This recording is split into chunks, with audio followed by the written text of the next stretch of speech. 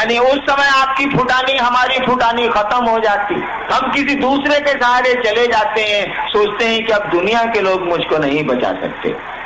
हमारी लाख कोशिशों के बाद भी जब हम कुछ अपने मन के अनुकूल नहीं कर पाते हैं, तब मेरा मन, आपका मन हारने लगता है, सोचता है कि कोई मदद कर देता।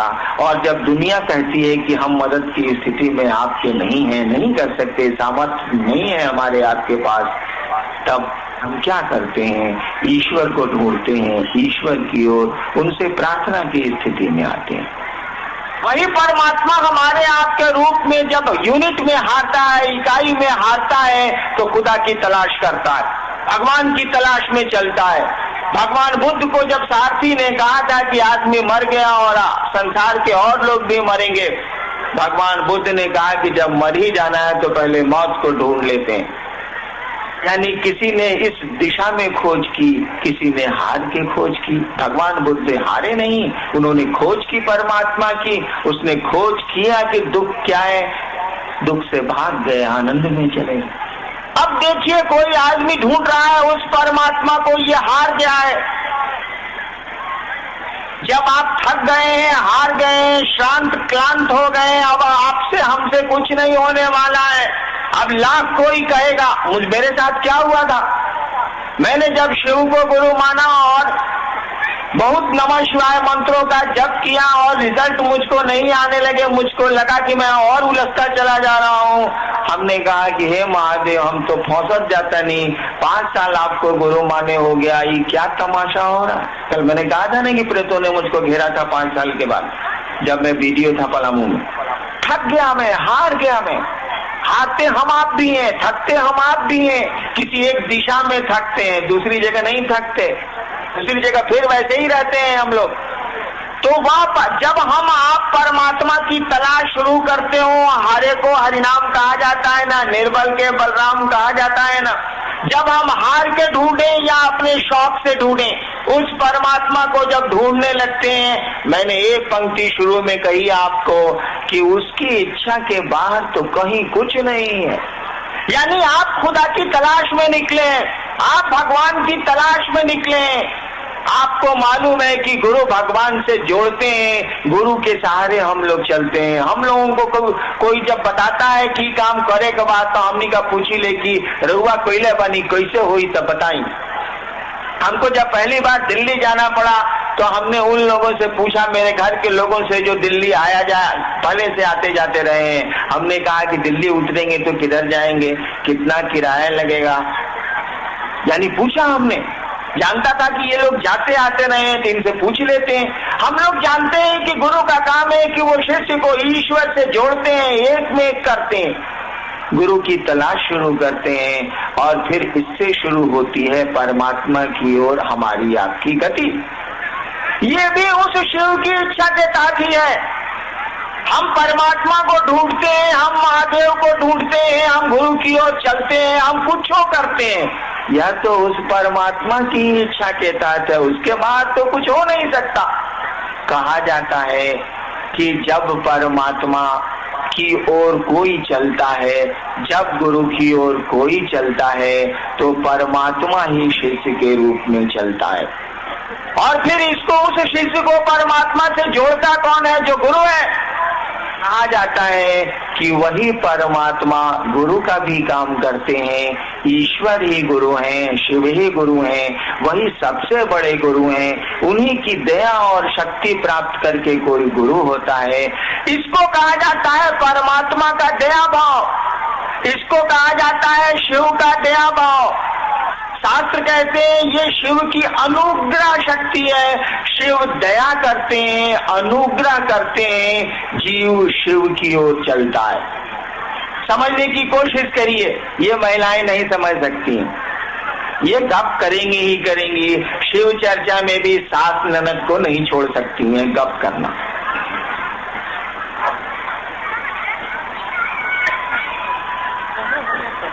देखिए, ये महिलाएं हमसे दुश्मनी साध रही। मैंने कहा क्या था आयोजकों को कि हमारे सामने आप महिलाओं को बैठा देते हैं और पुरुष को एकदम किनारे कर देते हैं, हमको बड़ी दिक्कत होती है, मेरी नजर किधर जाएगी, सामने केवल महिलाएं होती हैं।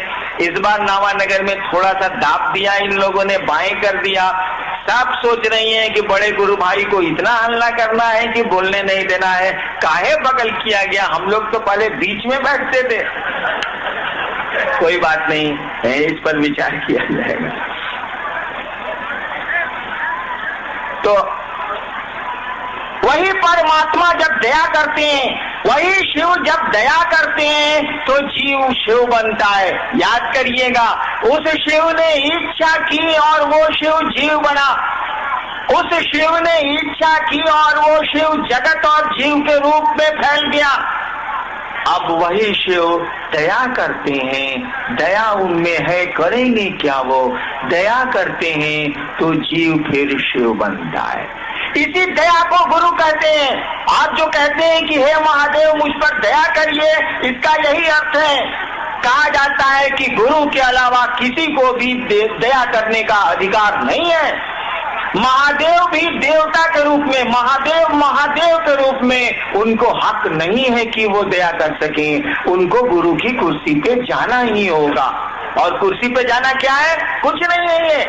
अभी आप घर लौट के जाइएगा, आपकी पत्नी कहेंगी देखो आ गई मुंह झौसा, गई रसी चर्चा में काम धाम छोड़ के। तब तक बेटी कहेगी पापा कुछ खा लीजिए, बड़ी दूर से आ रहे हैं आप। तब तक बाबूजी कहेंगे इस ससुरा का खाई, लेटरिन में पानी रखो, तुमको लेटरिन जाना है। आप बताइए तो जरा, पत्नी को जिस भाव से उत्तर देंगे पिता को उस तरह दे सकते हैं क्या? नहीं दे सकते आप। पिता जैसे बोलेगा आपके भीतर का पुत्र बोलेगा, पत्नी जैसे बोलेगी आपके भीतर का पति बोलेगा, बेटी जैसे बोलेगी तत्क्षण आपके भीतर का पिता बोलेगा। कुर्सियां बदली है, देखिए कितनी आसानी से भाव संप्रेषित हुआ है और कुर्सी बदली, पिता पुत्र हुआ, पिता पति हुआ। देखिए कैसे बदलता है ये। ठीक उसी तरह से जब शिव को कहेंगे आप कि हे महादेव हम पर दया करिए, वह शिव तो दया का अथाह सागर है, गुरु है वो। दया का मानी होता है कि गुरु पर धारित करते हैं वो। दया वहां से चलेगी, मांगने वाले को मांगना आना चाहिए। आप कहेंगे नहीं शिव, हे शिव मुझको त्रैलोक की शक्ति दे, वो ईश्वर है, महादेव है, दानी के रूप में वो सब कुछ दे सकते हैं। देखिए कैसे कुर्सी बदलती है। मैं तो नहीं जानता उनके परिवार के बारे में, मान लीजिए आप ही से सुना है, उसी समय अगर भगवती कहें क्या हरिनारायण से गप कर रहे हैं, चलिए बाहर बहुत देवता आपका इंतजार कर रहे हैं। महादेव जिस तरह से मुझसे बातें करेंगे भगवती से तो नहीं करेंगे। एक बार मैं महादेव कहानी है, हमारे टीवी में करिया फोटो आवता, रुआ में नीमो ना होता तो हम क्या करें, हमारे टीवी। एक बार मैं महादेव से बात कर रहा था, उसी समय भगवती आई कि चलिए जरा बहुत जरूरी काम है। मैं चुपचाप मुंह ठिसवाए रह गया, महादेव चले गए। अब देखिए आपका हमारा भाव कैसे बदलता है, जैसा भाव देंगे वैसा आवेगा। एक बात जान लीजिए, जिस तरह से ईश्वर कण कण में बसता है, सीधा विज्ञान है कि कण कण उसी की इच्छा से सृष्ट है, तो बसेगा नहीं, उसी की इच्छा से सृष्ट है। उसी के भीतर शक्ति चलती है और सृष्ट होता है जगत, उसी के भीतर से वो शरण होता है शक्ति का। कभी समय मिलेगा तो शक्ति तंत्र को जब समझाऊंगा तब ये बात समझ में आएगी, तब भगवती की स्थिति समझ में आएगी। जिस तरह से ईश्वर कण कण में बसता है, इस बात को जान लीजिए। उस ईश्वर का दया भाव भी, उस ईश्वर का गुरु भाव भी हमारे आपके रोम रोम में बसता है। एक एक व्यक्ति के रोम रोम में शिव गुरु बैठा है, एक एक व्यक्ति के रोम में वो शिव बैठा है, उसका दया भाव बैठा है, दया की उसकी इच्छा बैठी है। जिस तरह से उसकी सृष्टि की इच्छा से हम आप सृष्ट होते हैं, उसी तरह उसके साथ चलती है उसकी अनुग्रह शक्ति, साथ चलता है उसका दया भाव। शिव को कहीं ढूंढने की जरूरत नहीं है, उस गुरु को ढूंढने की जरूरत नहीं है। वह गुरु तो हमारे आपके रोम रोम में बसता है। केवल जरूरत है अपने शिष्य भाव को अंकुरित कर लेने की, पनपा लेने की, पैदा कर लेने की। वो तो कण कण में बसता है, गुरु भी बसता है, ईश्वर भी बसता है। मतलब ये है कि आप हम चाहते क्या है, प्रयोजन हमारा आपका क्या है। जैसा हमारा आपका भाव होगा वैसे परिणाम आवेंगे। भाव क्या लोग ही हमको आपको मित्रता करना चाहिएगा तो मित्र का परिणाम आवेगा, मित्रता नहीं करिएगा तो मित्रता का परिणाम नहीं आवेगा। आगे शिष्य परिवार, आप गुरु भाई ने शिव तत्व या गुरु तत्व में विभेद जाने की जिज्ञासा की है, वहीं तंत्र में शिव गुरु की क्या अवधारणा है इसे जानना चाहा है देवा प्रसाद सिंह बेगूसराय ने। देखिए, शिव और शिव गुरु की व्याख्या तो अभी हमने की, सवाल का उत्तर हो गया। तंत्र में शिव की क्या स्थिति है, क्या बोल रहे हैं? तंत्र में शिव गुरु की अवधारणा, तंत्र में शिव गुरु की अवधारणा समझ लीजिए। तंत्र शब्द का अर्थ क्या होता है? देखिए, आपने शिव को गुरु माना है, नहीं भी माना है तो हम आप आदमी हैं, अपनी बुद्धि का हमको आपको प्रयोग करना चाहिए। कपड़ा कीने जाइए हमनी का तो कहिले कि 2 रुपया घटावा हो, 5 रुपये 50 रुपये के सौदे में तो हम लोग सौदेबाजी करते हैं। और जहाँ ईश्वर की बात है, गुरु की बात है, थोड़ा भी ध्यान नहीं देते। पूजा की बात है, हम तो विचारते ही नहीं कि शिवलिंग पर जल चढ़ाएंगे तो होगा क्या। हम तो विचारते ही नहीं कि नमः शिवाय का जप करते हैं तो क्या होना, नहीं विचारते हैं हम लोग। बाबूजी कहले बने तो नमः शिवाय, ओम नमः शिवाय के जप करतनी, लोग हमरा के बतौले बात तो करतनी। इसको उलट के बोलूंगा तो खराब लग जाए। जो जो कहेगा सो करिएगा हम आप, कि अपनी बुद्धि का हम लोग प्रयोग करते हैं, नहीं विचारते हम लोग। क्यों नहीं विचारते? इसका महत्व नहीं समझते। कपड़े का महत्व समझते हैं, पैसे का महत्व समझते हैं, लेकिन पूजा पाठ का कोई महत्व नहीं समझते। रूटीन में करते हैं, करना है, लोगों ने सिखला दिया है तो करते हैं। जानते हैं, मैं आपको बताऊं, मैंने जब शिव को गुरु माना था और शिव से जब मुझको कोई परिणाम नहीं आ रहे थे, मैं किससे कहने जाता बताइए तो जरा। कोई तो नहीं था। मेरे मन ने यही आरा गांगी श्मशान में 1974 में ये तय किया था कि गुरु भगवान होते हैं तो भगवान गुरु काहे नहीं है। मैं भगवान शिव को समझता था, मैंने शिव को गुरु मान लिया।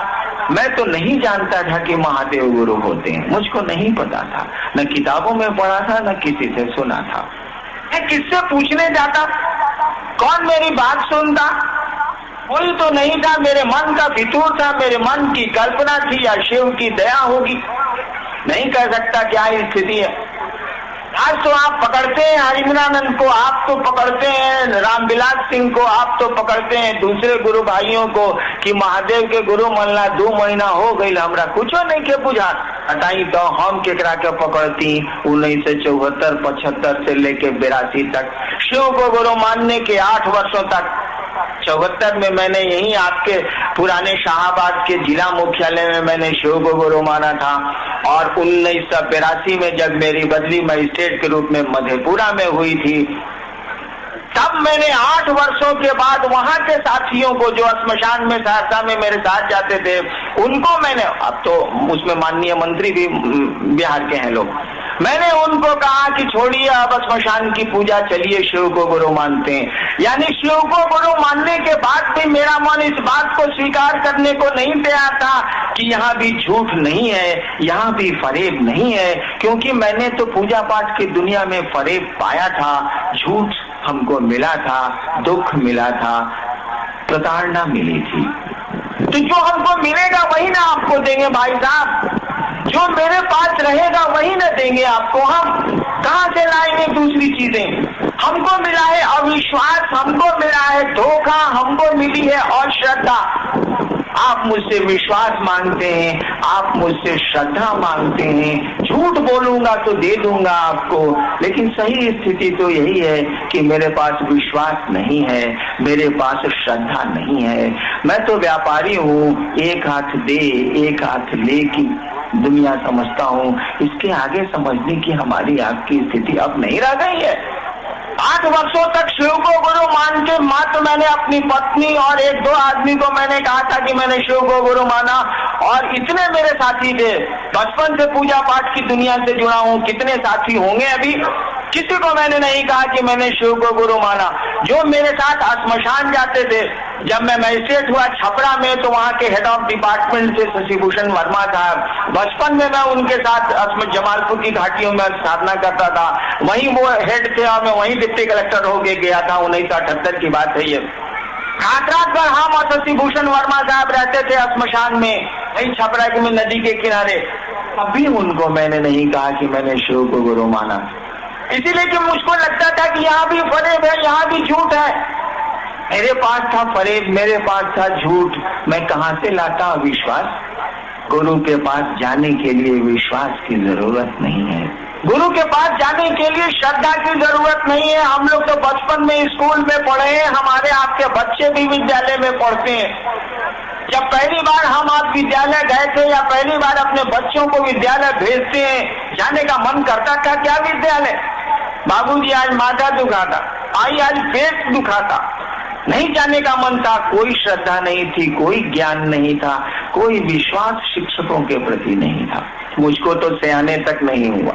मेरे पिताश्री यहाँ बैठे हैं, बिहार में डायरेक्टर थे, रिटायर कर गए, 14 साल रिटायर किए हुए उनको हुआ है। उनसे आप पूछ लीजिए कि हरिंद्र शिक्षकों के प्रति कभी सम्मान रखा ही नहीं हमने। मुझको शिक्षक हमेशा दैत्य नजर आए, हमेशा मैंने झगड़ा किया है मास्टरों से, वो मेरे शिक्षक थे, तो मैं कमीना था। लेकिन कोई देख के कहेगा ना कि ये आदमी आज से 28 साल पहले, 30 साल पहले डिप्टी कलेक्टर हुआ है, इसके शिक्षक जरूर ईमानदार रहे हैं, शिक्षकों ने अपनी प्रतिष्ठा बचाई है, अपनी गरिमा बचाई है। ये तो साला शुरू से ही इडियट था, उसने निभाया रिश्ता। शिक्षक अपने पद के प्रति गरिमा युक्त थे, उन्होंने अपने पद की गरिमा रखी। मुझको पढ़ाया, मैं उनका विद्यार्थी था। दुष्ट हूँ या अश्रद्धा रखूं? हमारे आपके बच्चे भी तो विद्यालय जाते हैं और बहाना बनाते हैं नहीं जाने का। शिक्षक पढ़ाते हैं, अध्ययन के प्रति अभिरुचि जगाते हैं, पढ़ाई के प्रति प्रेम जगाते हैं। कोई विश्वास छोटे बच्चों में नहीं होता शिक्षक के प्रति, कोई श्रद्धा नहीं थी हमारे आपके पास शिक्षक के प्रति। आज जरूर हो गई है, उस दिन नहीं थी। इसलिए कि खेलना अच्छा लगता था, घूमना अच्छा लगता था, शिक्षक पढ़ाया करते थे। ठीक वही स्थिति गुरु की भी है। मैंने तो शिव को गुरु माना, कोई विश्वास मेरे पास नहीं था। सच मानिए तो आज भी नहीं। मुझको तो शिव को गुरु माने अब 29 साल हो गए, और कोई मुझसे पूछे कि आपको अपने गुरु पर विश्वास है, मेरा दिल डर जाएगा। विश्वास अभी तक मेरे मन में नहीं बन पा। लोग मेरे साथ जो चलते हैं वो जानते हैं कि मैं मंदिरों के भीतर नहीं जाता। बड़ी जगह गया हूँ मैं, कामरूप कामाख्या से लेके वैष्णव देवी सब जगह कई बार गया हूँ, लेकिन मंदिर के भीतर क्या है इस बेहुदे हरिनारायण को नहीं पता। ऐसा नहीं है कि मैं नहीं समझता कि भगवती क्या है, मैं नहीं समझता। ऐसा नहीं है कि मैं नहीं समझता कि राम या हनुमान क्या है, मैं खूब समझता हूँ। महादेव का चेला हूँ। 30 वर्ष में महादेव ने तो जरूर समझाया होगा, नहीं समझाया होता तो सचिवालय आज मेरा ऑफिस खुला हुआ। मैंने प्रार्थना की है कि आज रात तक लौटूंगा, आज नहीं लौट सकूंगा। काहे के लिए?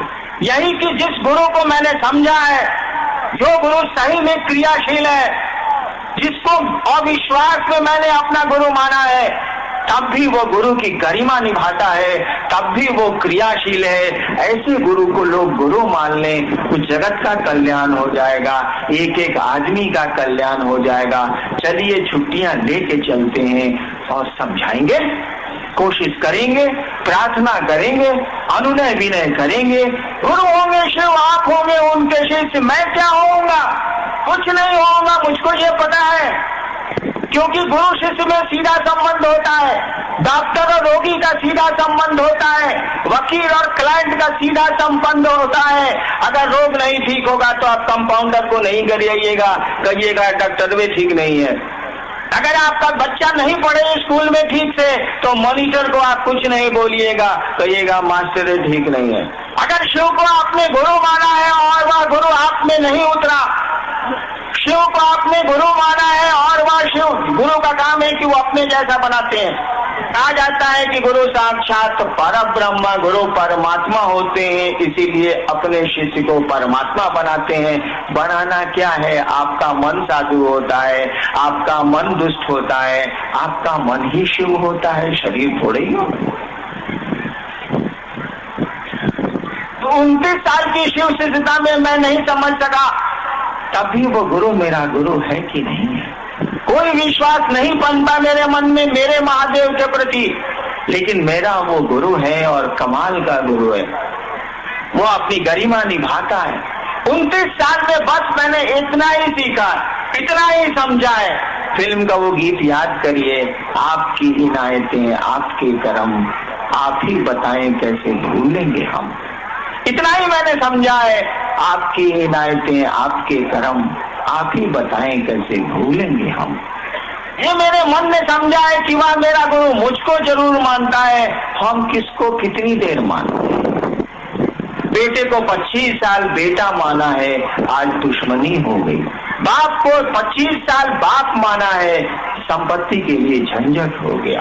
पत्नी को पत्नी माना है, तलाक होते हैं कि नहीं होते हैं। दुश्मन को दुश्मन माना है, दुश्मनी दोस्ती में बदलती है कि नहीं बदलती है। हमारा आपका मानना कितनी देर चल रहा है। अगर शिव मान ले, शिव आपको हमको शिष्य मान ले तो कमाल हो जाए। हमारे आपके मानने से कितनी बात बनती है, कितनी बात बिगड़ती है। थोड़ी बनती है, थोड़ी बिगड़ती है। और इसीलिए कहा हम लोगों ने कि शिव को आपने गुरु माना है, उनसे दया मांगिए, उन्होंने जो कहा है करने की कोशिश करिए। उन्होंने तो कुछ नहीं कहा, कहा कि तुम किसी जगह के रहने वाले हो, किसी जात किसी धर्म के हो, केवल तुमको इंसान होना चाहिए, तुम मुझको गुरु मान सकते हो, मैं गुरु हूँ, और कुछ नहीं करना है, गौप करना है। जब तुमसे नहीं हुआ है, जब करके तो इंसानियत आज समाप्त हो रही है। जब के परिणाम कहाँ आ पा रहे हैं, जब गलत नहीं है। हमको आपको जब करने कोई सिखलाता ही नहीं है, गुरु न सिखलाते हैं। भाई मुरलीधर श्रीवास्तव अवकाश प्राप्त शिक्षक नवानगर ने प्रश्नों की झड़ी लगा दी है। अन्य प्रकार के प्रश्न रखे हैं उन्होंने, उनके प्रश्नों में कुछ प्रश्नों के जवाब तो हो गए हैं, फिर भी एक प्रश्न उनका मैं पढ़ देता हूँ। समुद्र मंथन से लक्ष्मी जी की प्राप्ति हुई, जिसे भगवान विष्णु ने अपना लिया, क्या भगवान शंकर उनके हकदार नहीं थे? जो जैसा पात्र होता है उसको वैसी चीज मिलती। महादेव को जहरे नसीब में था, करेंगे क्या वो?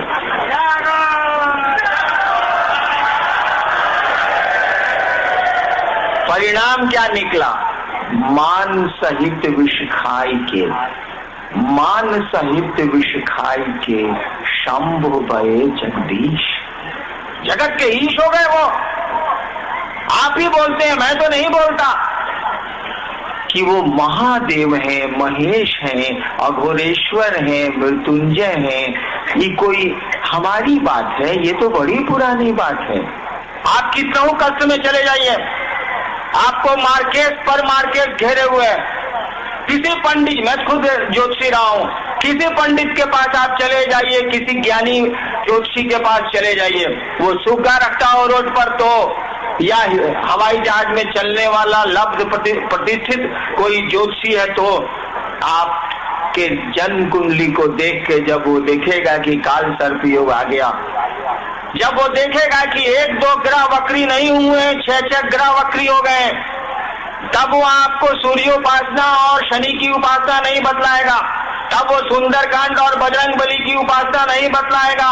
कहेगा कि मंगल भी वक्री हैं, शुक्र भी वक्री हैं, सूर्य भी नीच के हो गए हैं, केतु की दृष्टि बड़ी खराब आप पर है, राहु तो साला ऐसे ही छितराया हुआ। तो क्या कहते हैं पंडित आपको? जाइए नमः शिवाय का जप करा लीजिए, जो उनको मालूम है। जाइए ओम नमः शिवाय का जप करा लीजिए। जाइए बनारस में रुद्राभिषेक करा लीजिए। जाइए पार्थिव शिवलिंग का पूजन करिए।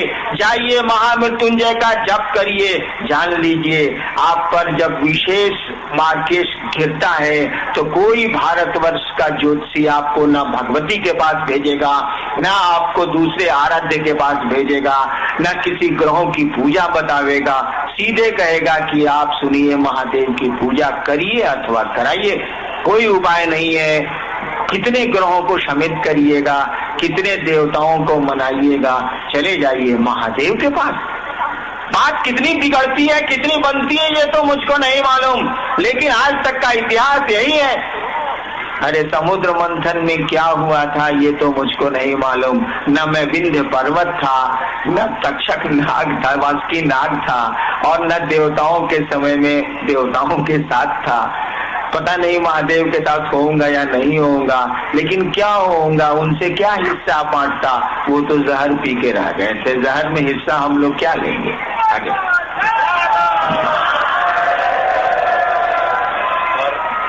आखिरी प्रश्न भाई उमेश जी ने यहाँ तक बात नहीं रखी, बातों की लड़ी को आगे बढ़ाया और कहा है कि एक गलतफहमी दूर करने की कृपा करें हमारे साहब। चंद लोगों की नासमझी है कि शिव चर्चा के माध्यम से शिव शिष्यों का लोकसभा एवं विधानसभा चुनाव का प्रचार हो रहा है।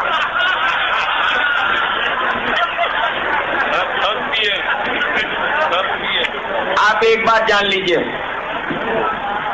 हम लोग महादेव के चेला हैं, शिव हमारे गुरु हैं। जैसा गुरु होता है वैसा शिष्य होता है, यही नियम है। हम जो कहते हैं तो करते हैं। जब तक हरिंद्रानंद की सांस चलेगी, जब तक शिव शिष्यता चलेगी, हमको मात्र गुरु के आदेश से मतलब है। हम जन जन को शिव से जोड़ेंगे, जो जुड़ गए हैं उनको उनके संबंध को प्रगाढ़ करेंगे। बाकी जिनको जो कुर्सियां लेनी है लें, हम उनका सम्मान करते हैं, हमको उनसे कुछ लेना देना।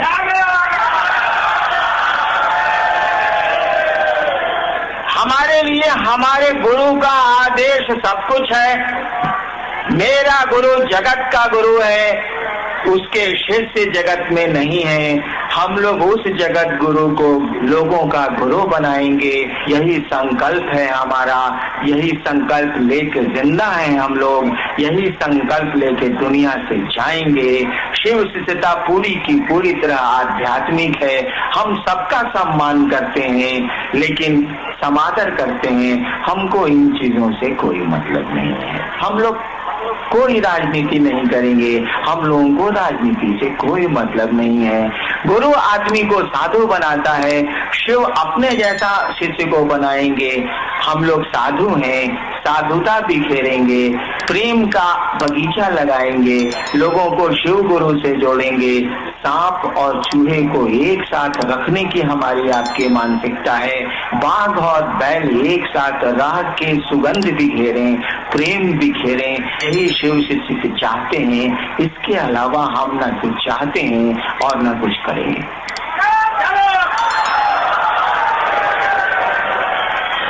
नवानगर की ये शिव गुरु परिचर्चा अक्सर जिले के लिए आयोजित तो पूरी मानवीय सृष्टि के लिए है ये चर्चा। आसमान के लोगों को भी निमंत्रण हम लोग देते हैं हर कार्यक्रम में। आप आए, इस भयानक ठंड में आए। कुछ मेरे साथ लाचारी है, इसीलिए इतनी ठंड में भी मैं कार्यक्रम करता हूँ। नौकरी अगर छूट जाएगी करूंगा कार्यक्रम, लेकिन 10 से 5 करूंगा। तब गर्मी में क्यों नहीं करूंगा, अच्छे मौसम में क्यों नहीं करूंगा। बड़ा कष्ट होता है हमारी माँ बहनों को, भाइयों को, लोगों को।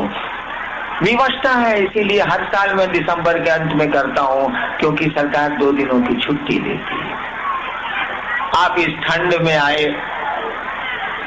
आप अपने गुरु की चर्चा में आए, शिव गुरु की चर्चा में आए, असुविधाएं झेली, परेशानी